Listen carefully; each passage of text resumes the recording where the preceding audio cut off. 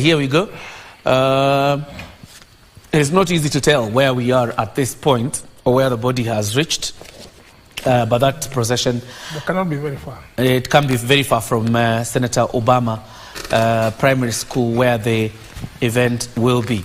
And this is the last lap for the general as he comes back home for the last time.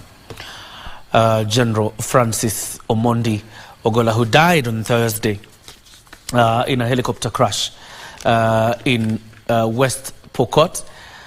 He was there on a tour of duty to see his men and, of course, inspect works being done by his men. By the way, the military is engaged in the reconstruction of schools that were destroyed by banditry. And the president revealed it's a conversation they had had about the reconstruction of those schools. And therefore, the general was, going there to inspect how the works are going.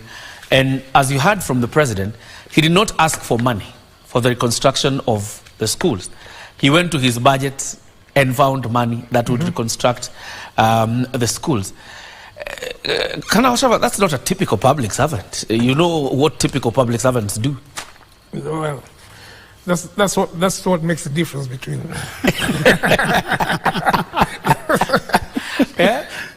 Yeah.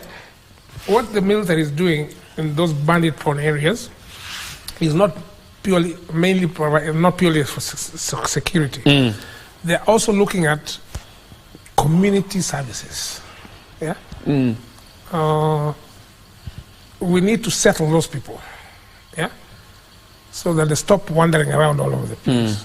And we need to give them facilities that will help them settle. Schools, hospitals, water, those kind of things, so that they become settler communities, which will then be easy to provide security once they have settled, instead of this roaming around.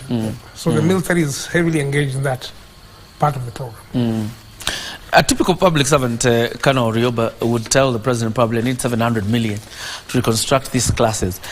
But General sees the urgency, doesn't ask for money, goes to his budget that is allocated to the Kenya Defence Forces and gets money to reconstruct